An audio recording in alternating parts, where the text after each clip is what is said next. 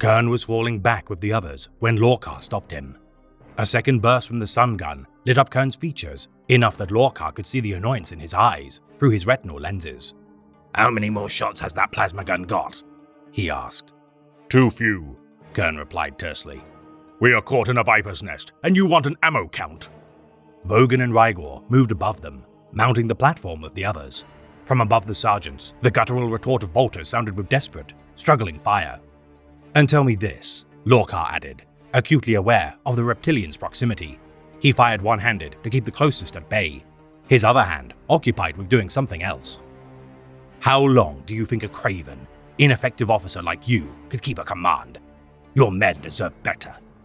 "What?" Kern didn't have time to finish the question before Lorcar shoved him into the midst of the creatures and ran up onto the dais.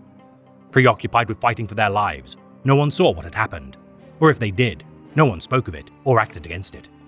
Lorcar liked to assume it was the latter. To his martial credit, Kern fought hard and took a lot of wounds before he went down.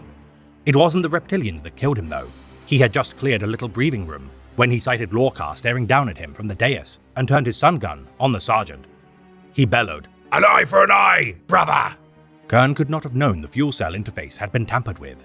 In the chaos of the fight, he failed to notice the perforation Lorcar had made in the sun gun's combustion chamber. It went up like a miniature supernova as soon as the trigger was pulled, and the blast wave hit like a sledgehammer a half-second later. "Burn, filth!" Lorcar bellowed amidst the storm, standing defiant as the edges of the explosion buffeted him. He shouted to the others, "To your feet! Move!" The breach had reopened, thronged by corpus and mist and the noisome stench of half-cauterized snake meat. Karvak went first, with Renard and Vathek close behind. All three were carrying minor injuries, but their restored plate had saved them from serious damage. They held the door as the others surged through, some dragging bodies of the wounded with them. Lorcar was last, keeping any reptilian survivors at bay with single kill shots. A brief visual count through actinic fog and carnage suggested there were still over 100 left. More could be lurking, yet to rise. Backing up across the threshold, eating through his very last few rounds, Lorcar saw an unexpected figure emerge from amongst the sundered reptilian bodies. "Kern's alive," Vathek articulated everyone's belief. Battered, scorched black, Kern lifted his arm to hail them as he staggered through the settling blood mist, still breathing. "Impossible," said Karvak, hunkering behind the tracked weapons mount. "We can't reach him now." Gorv's statement was as good as giving permission. A single round remaining, Lorcar took aim and blew Kern's head apart. "Didn't think you were capable of mercy," uttered Renard, as the reptilians closed in on Kern's headless corpse. Harkane fed the creatures another burst from the rapier, hot lads chewing up any bold enough to venture within 3 meters of the doorway. "I'm not," Lorcar replied, as his tech marine remotely accessed the door panel and began to seal the laboratorium. The Marines Malevolent are a successor chapter of unknown origin. Sired during the 32nd millennium, speculated to be of either the 4th or 5th foundings, these callous warriors care not for the lives of civilians as they purge any and all obstacles between themselves and their objectives. Prosecuting untold campaigns in the name of the Imperium, with zeal that many chapters find distasteful. Many have leveled accusations that the Marines' malevolent delight in the suffering of innocents due to their uncanny ability to accrue death tolls that seem intentional as a result of their excessive use of force. Difficult to form alliances with, due to fellow chapters treating them with disregard for their callous actions. Many have been the cause for censure by the Emperor's Holy Inquisition, though each investigation has come to naught. Entrapping rival Astartes into jewels of honor, often as a means to procure equipment of high quality. The grudges earned by the Marines Malevolent exceeds all others to the point that kill-stealing is often an excuse used to incite violence within their own ranks and those of their cousins.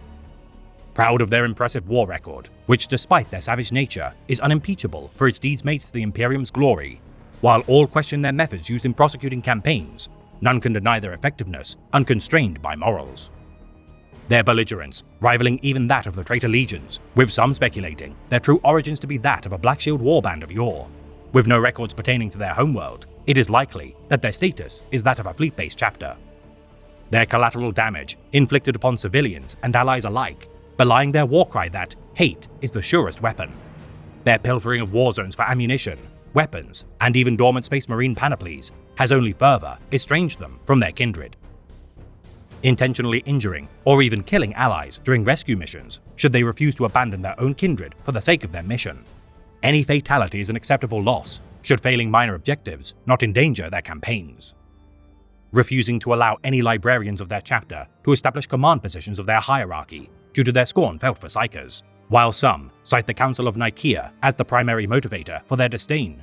The chapter's belief that none are innocent, regardless, breeds intense self-loathing within their librarian creed, steeped as they are in guilt. Vaunted for their service during the Makarian Crusade of 392.M41, the entire chapter fought in the name of Lord Commander Solar Macarius, earning a grim reputation fighting beside the Star Phantoms chapter during the most deadly engagements of the campaign. The death of the Lord Solar during 400.M41, becoming the catalyst of the civil war known as the Makarian Heresy. The Marines Malevolent turned their bolters against the Star Phantoms, coming close to ensuring their own chapter's extinction and brief censure by the Inquisition. Salvaging war materials whenever viable, the Marines Malevolent's flayed alliances precludes them from resupply or mutually beneficial trade. Their reputation as carrion vultures exemplified during their plundering of the derelict Ford ship, the Archimedes Rex. Second Company Captain Vinyar, ignoring the plights of Mechanicus survivors, as his squad sergeant, Lorcar, sought to strip the vessel of all useful artifice in flagrant violation of established treaties with the Adepts of Mars, to return rightful technologies to their care. Allowing the Salamanders chapter to retrieve the weapons of the Ford ship as their imposing voidcraft, Vulcan's Wrath, forced the Marines Malevolent to stand down. The ship's subsequent crash landing on the world of Scoria stranded the Salamander's Third Company under the command of their captain, Nakeln. Captain Vinyar aiding the Salamander's plight only should they surrender the Ford ship spoils. Such a slight made to this legendary primogenitor would not go unpunished in the wars to come. Returning the Third Company to Nocturne amidst accusations that Vinyar's men had intentionally shadowed their vessel, Chapter Master Tushan, though honoring the agreement made by Captain Nakeln, bid the Marines Malevolent to step cautiously should they not incur his wrath. Deploying 2 companies to the Third War for Armageddon of 998.M41, launching an assault of the Emperor's Deliverance refugee camp of Hades Hive, costing thousands of civilian lives in the process. Despite censure from the Emperor's Holy Inquisition, it would fall to the Salamanders to humble these antagonistic Astartes. Chapter Master Tushan, confronting Captain Vinyar for his slaughter of refugees, using whirlwind artillery, destroying the encroaching orcs after 6 hours of bombardment. Unconfirmed reports state that Tushan struck Vinyar in a move out of character for the noble sons of Vulcan, as reprisal for such a heinous act of slaughter.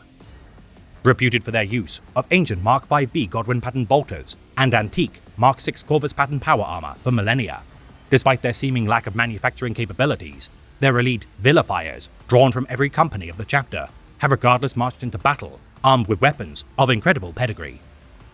Clad in sunburst yellow ceramite, adorned with silver chest aquillas, black torso, groin, and backpack armor, each battle brother utilizes black tactical rolls on their right pauldron, with white high Gothic numerals atop such designs to mark their squad, and Codex-compliant vertical helmet stripes to denote their company. The symbol of their chapter, a black stylized thunderbolt with wings protruding from its top upon a field of sunburst yellow, emphasizes their ability to strike fast before withdrawing. Their Primaris torchbearer fleet, beset by Tyranid hive ships with an Imperial Nihilus during the 42nd millennium, the shield captain of the Terra Nostra ordered an emergency teleportation to the death world of Loke II. Retreating into the volcanic highlands as the Tyranids advanced for over a solar month, the Custodians protected their charge until the Marines Malevolent arrived in orbit. The Astartes driving the Great Devourer from Loke II, finding only a single warden remaining of the defenses. Procuring the Primaris technologies from the heavily wounded Custodian, some suggest the Marines Malevolent left the warden to perish amongst the mountain of Tyranid corpses where he stood. Though surely, such an act of malicious intent is beyond even such a band of capricious angels.